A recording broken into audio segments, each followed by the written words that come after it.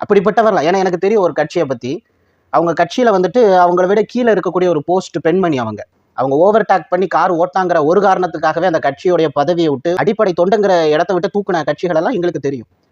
அது சரியா தவறான்னு பேச இங்க வரல. ஆனா அப்படி நடக்கக்கூடிய கட்சிக்காரர்கள் மத்தியில இப்படி ஒரு மனுஷனா? அவர் வந்துட்டு சாப்பாட்டுடைய வறுமையினுடைய பிடியில இருந்தெல்லாம் வரல.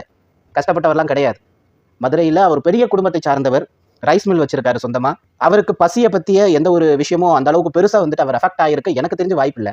ஆனா மத்தவர்களுடைய பசிய பத்தி சிந்திக்கிற அளவுக்கு இறைவன் அவருக்கு ஞானத்தை கொடுத்தது எப்படின்னு தான் எனக்கு தெரியல. அவர் வேலை பார்க்குற இடத்துல அவருடைய ஷூட்டிங் ஸ்பாட்ல அவருடைய தட்டுல என்னெல்லாம் ஸ்பெஷலா இருக்கோ அத்தனையும் ஒரு சாதாரண ஒரு சேர் எடுத்து போடுறவராக இருந்தாலும் சரி, லைட்மேனா இருந்தாலும் சரி, டைரக்டரா இருந்தாலும் சரி, ஆக்டரா இருந்தாலும் சரி, ஆக்ட்ரஸா இருந்தாலும் யாரா இருந்தாலும் சரி, அவர் தட்டுல என்ன இருக்கோ அதெல்லாம் மத்தவங்களுக்கு இருக்கணும். அவர் கூல் ட்ரிங்க்ஸ் குடிச்சா மத்தவங்களும் குடிக்கணும். அந்த அளவுக்கு ஒரு நல்ல மனிதரை இன்னைக்கு நம்ம இழந்துட்டோமேன்னு நினைக்கும் போது கூட கொஞ்சம் வருத்தமாவும் இருக்கு. ஒரு அதிர்ச்சியாவும் இருக்கு. தமிழ் சினிமா